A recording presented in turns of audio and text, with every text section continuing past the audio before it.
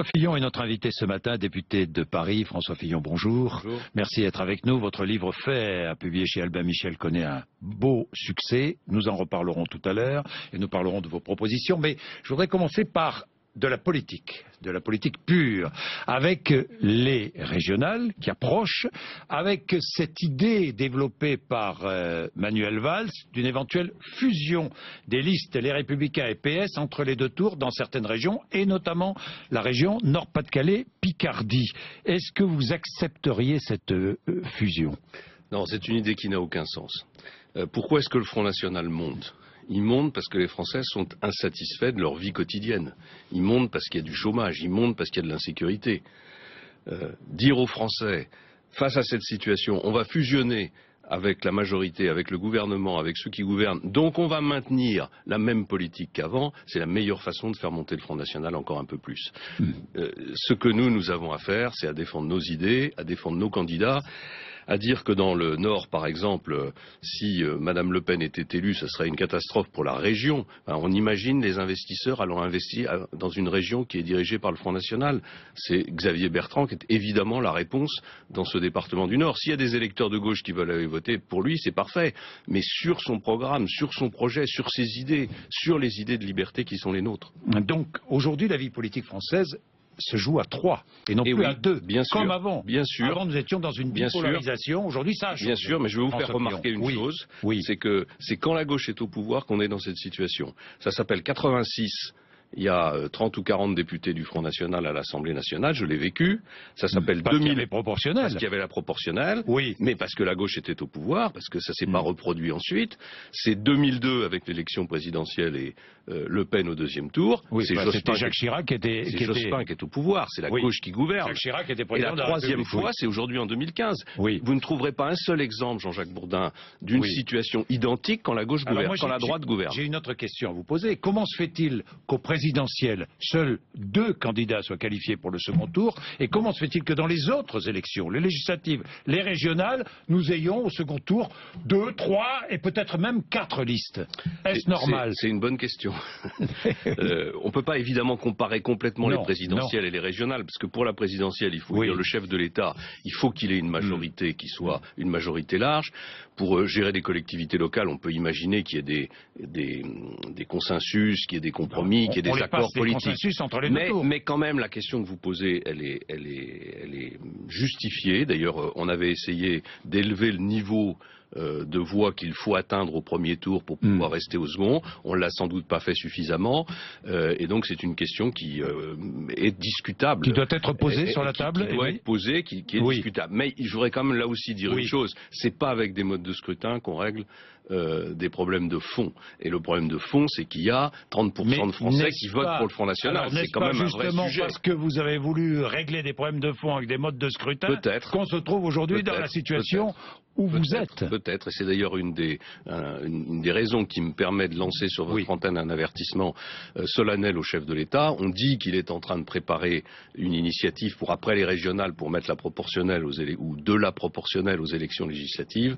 Eh bien, je lui dis que ce serait extrêmement grave pour l'avenir de notre pays, parce que dans l'état où il se trouve aujourd'hui, dans l'état de confusion générale, la proportionnelle aux législatives, c'est l'absence de majorité assurée. Dernière chose sur les régionales, si une liste de droite arrive en 3e position, que doit-elle faire? Se maintenir? Je crois que ça ne se produira pas, Jean-Jacques Bourdin. Je suis dans aucune région. Non, je vous ai entendu tout à l'heure. Languedoc-Roussillon, je suis allé faire campagne dans Languedoc-Roussillon. J'y retourne bientôt à Montpellier. Je pense que la gauche va connaître une très très très forte défaite à ces élections. Je ne dis pas que la situation est gagnée d'avance pour les listes de droite. Je dis simplement que la gauche est surestimée aujourd'hui dans les sondages, parce que partout sur le terrain, ce qu'on entend, c'est un cri de colère contre le gouvernement. Est-ce que Dominique Régnier a eu raison de refuser ce que Nicolas Sarkozy voulait lui imposer? Je crois qu'il faut toujours faire confiance au chef de file. On choisit un chef de file dans une région. Ensuite, c'est à ce chef de file de constituer son équipe en respectant naturellement des règles, des équilibres. Mais comment voulez-vous gagner une bataille si vous n'avez pas les hommes et les femmes dont vous avez besoin pour le faire? Ou si vous avez dans votre équipe des hommes et des femmes qui vous tirent dans les pieds? C'est une situation que moi je refuse. Je pense que quand on donne la responsabilité de mener une liste pour gagner des élections à un homme ou une femme, on lui fait confiance ensuite. François Hollande, Nicolas Sarkozy côte à côte hier, cérémonie du 11 novembre. Franchement, avez-vous envie de les retrouver face à face lors de la présidentielle de 2017? D'abord, je trouve que c'est bien que l'ancien président de la République assiste aux cérémonies du 11 novembre, mais je vous ai déjà dit je vous ai déjà posé la question. Les mêmes circonstances que je pense que les Français n'accepteront pas un remake de 2012. C'est-à-dire, il ne s'agit pas de parler de Nicolas Sarkozy ou de François Hollande, il s'agit de refuser une situation où 5 ans après, les Français n'ont comme seul choix que le choix de 2012, c'est-à-dire Nicolas Sarkozy, François Hollande et Marine Le Pen. C'est insupportable et je vous dis, je connais mon pays, je connais les Français, ils trouveront le moyen d'éviter cette situation. Bien. Vous ne progressez pas dans les sondages, non? J'ai vu. Malgré le succès de votre livre. C'est la stratégie de la tortue, n'est-ce pas? Ah bon? Voilà, la stratégie de la tortue, qui arrive au bout. Les sondages, ils m'ont enterré plusieurs fois et je suis toujours là. Donc, ils ne veulent rien dire, ces sondages? Ils ne veulent rien dire. Je dis qu'aujourd'hui, les Français ne sont pas dans l'élection présidentielle et pas dans la primaire, donc ils n'ont pas beaucoup de signification. Bien. Et le succès de mon livre est d'une certaine façon un sondage aussi. Oui. Considérez-vous, et je vous repose la question, que Nicolas Sarkozy sera malhonnête vis-à-vis des Français s'il se présente à la présidentielle après avoir fermement affirmé et réaffirmé qu'il ne se représenterait pas? Non, je ne dirais pas ça. Je ne porterai pas des jugements qualitatifs comme cela. Calais. Faut-il démanteler la jungle de Calais? Oui.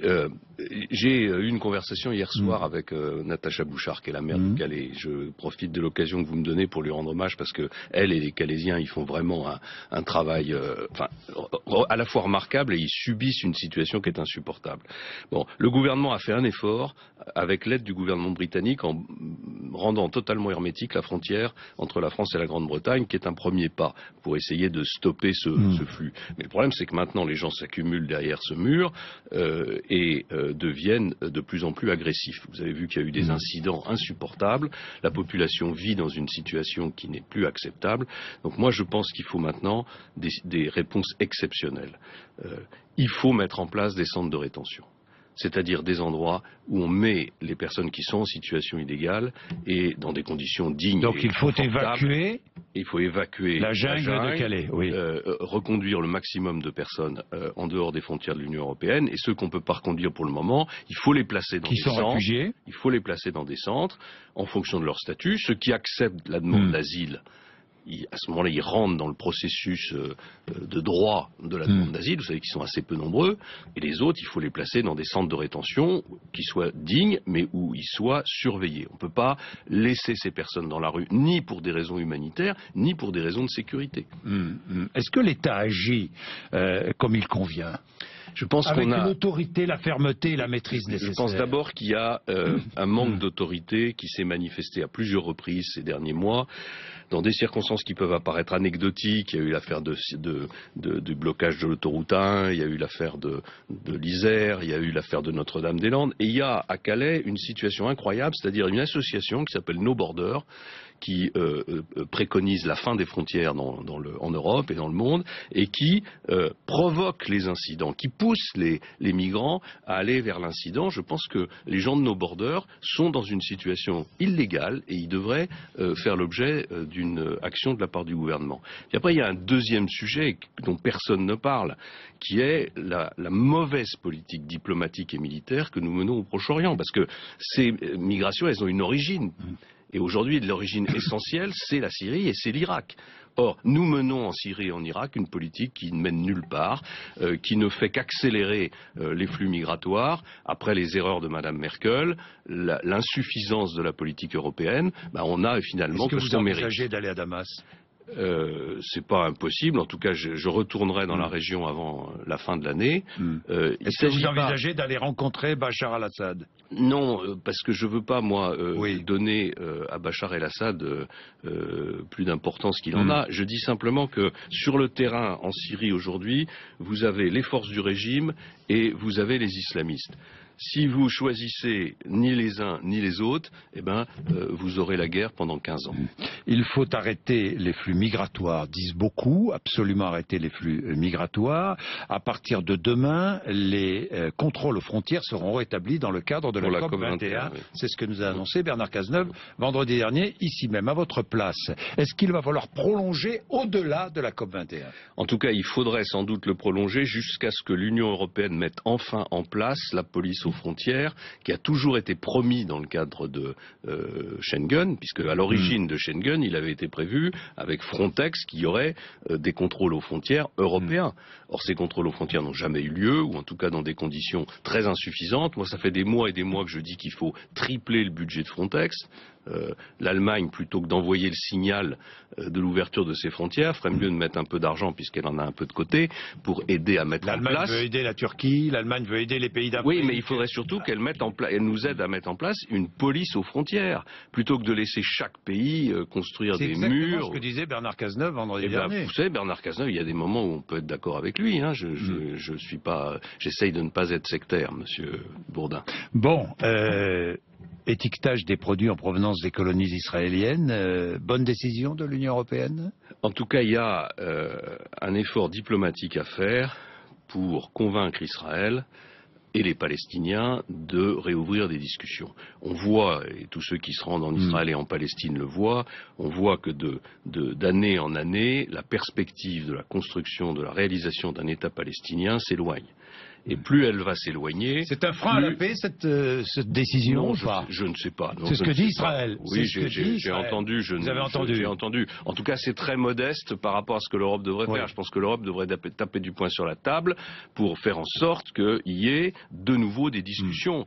Les Palestiniens ont leurs responsabilités parce que malheureusement le Hamas bloque le processus et ce n'est pas un interlocuteur avec lequel on peut facilement trouver des solutions.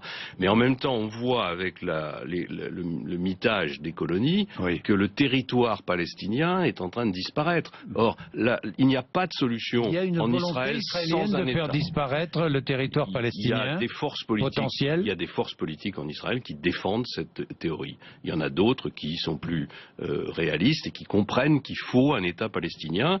Je ne sais pas lesquels sont en train de l'emporter, mais ce que je constate quand on va sur le terrain, c'est que l'État palestinien, il devient de moins en moins viable compte tenu des implantations. Il y a une volonté de faire disparaître? Chez certains, certainement. Pas chez vous? Ah non, de faire disparaître quoi? Ce futur État palestinien. Ah non, pas du tout. Il faut. Pas chez vous. Je pense que tant qu'il n'y aura pas d'État palestinien, il n'y aura pas de paix au Proche-Orient. Bien. Impôt. En matière fiscale, droite et gauche, finalement, vous avez beaucoup d'idées, hein, François Fillon.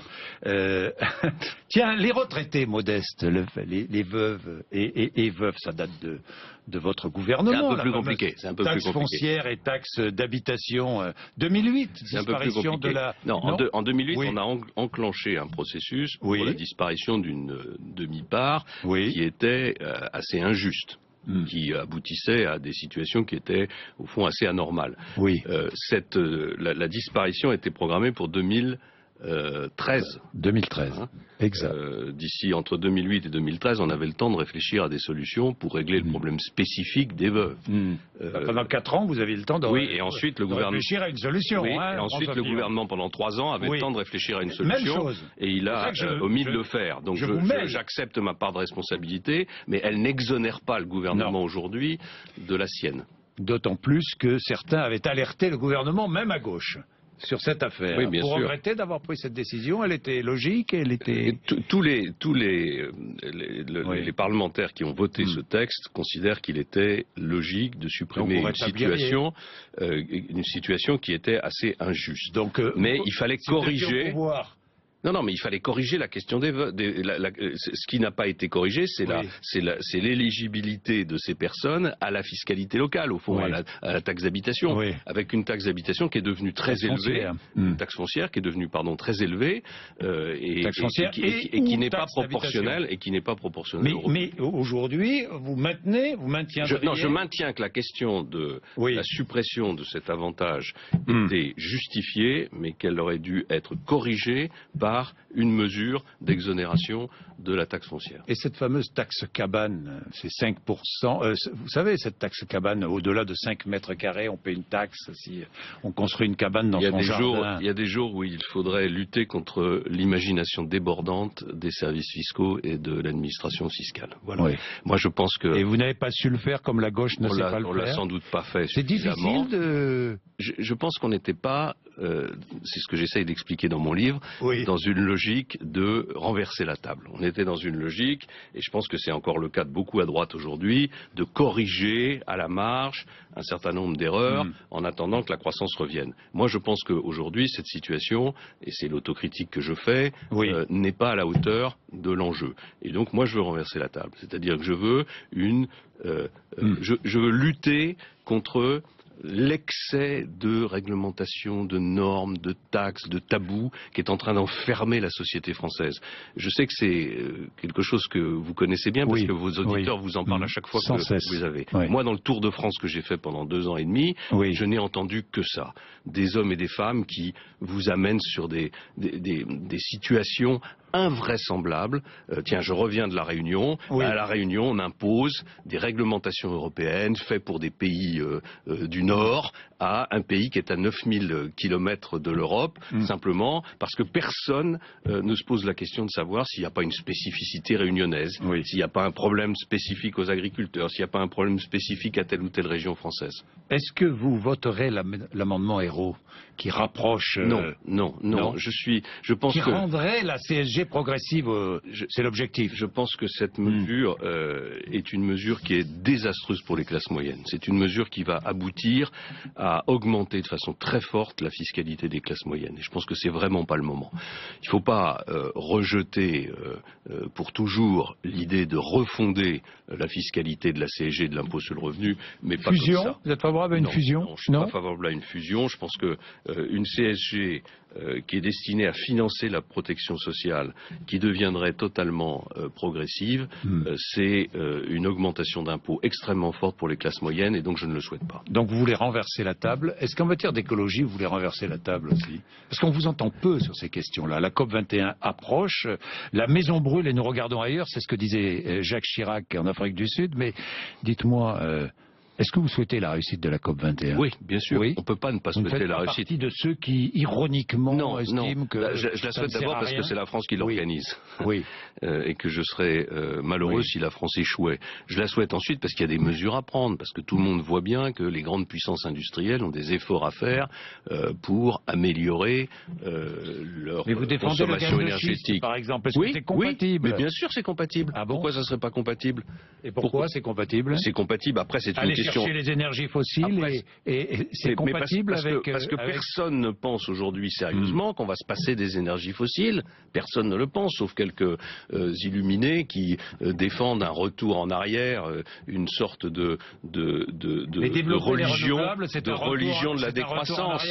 Non, il faut développer les renouvelables, mais en même temps, il faut exploiter toutes les énergies, bien sûr. On sait aujourd'hui, par exemple, que on peut piéger les rejets de gaz carbonique réalisés à partir des énergies fossiles et se priver des énergies fossiles alors qu'on n'a pas encore les capacités technologiques pour les remplacer complètement par le renouvelable. Donc tout ça, c'est une question de mesure. Il faut le faire avec...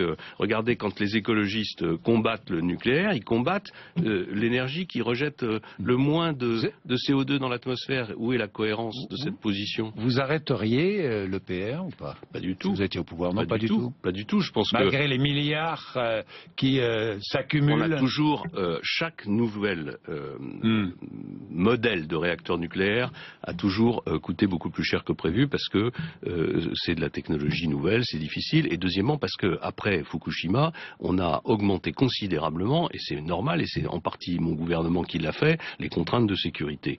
Donc c'est pas anormal que ça coûte très cher. Mais sur le long terme, c'est un investissement dans une énergie qui ne peut pas être la seule, mais qui participe à la fois à la croissance, à l'indépendance nationale, et en même temps qui ne rejette pas de CO2. Donc je n'arrive pas à comprendre pourquoi les écologistes ne reconnaissent pas les bienfaits du nucléaire dans ce domaine. Merci François Fillon d'être venu nous voir ce matin à 8h55.